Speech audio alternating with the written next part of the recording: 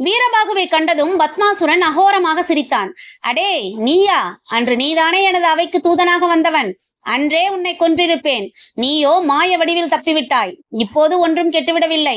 அன்று அந்த சிறுவனுக்கு தூதனாக வந்தாய், இப்போது எனக்கு தூதனாக மாறிவிடு. அந்த சிறுவனை என்னிடம் சரணடைய சொல். என் தகுதிக்கு நீ என்னோடு போட்டியிட லாயக்கில்லாதவன். அப்படியே ஓடி போய்விடடா என்றான். வீரபாகு எக்காலமாக சிரித்தான்.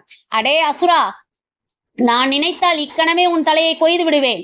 அன்று முருகன் என்னை தூதனாக அனுப்பினார். இன்று உன்னோடு போர் புரிய அனுப்பியுள்ளார். எடு வில்லை, முடிந்தால் தோற்கடித்துப்பார் என சொல்லிவிட்டு வில்லை எடுத்தான். சூரன் வீரபாகுவை மிக சாதாரணமாக கிள்ளுக்கீரையாக நினைத்து அலட்சியமாக நின்றான்.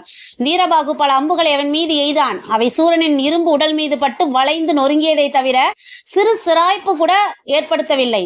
எனவே யமாஸ்திரம், சூர்யாஸ்திரம், நாராயணஸ்திரம் என சக்தி மிகுந்த அஸ்திரங்களை எய்து பார்த்தான். அவற்றை சூரன் தன் கைகளாலே தடுத்து நொறுக்கிவிட்டான்.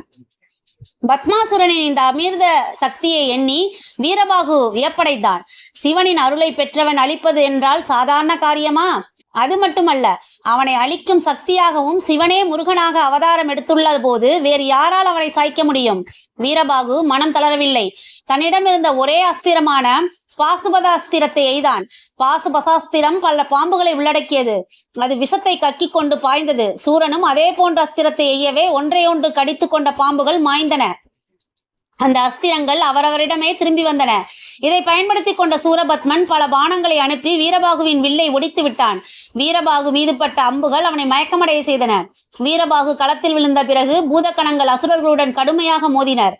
எதற்கும் நேரம் வர வேண்டும். பூவுலகில் பிறந்தவன் மனிதனாயினும் சரி, அசுரனாயினும் சரி, அவனது மரணத்திற்கு எந்த நேரம் குறிக்கப்பட்டிருக்கிறதோ அதுவரையில் அவனை யாராலும் வெல்ல இயலாது. இங்கே சிவனின் அம்சமான முருகன் பத்மாசுரனின் முன் யமனாக வந்து நின்றான்.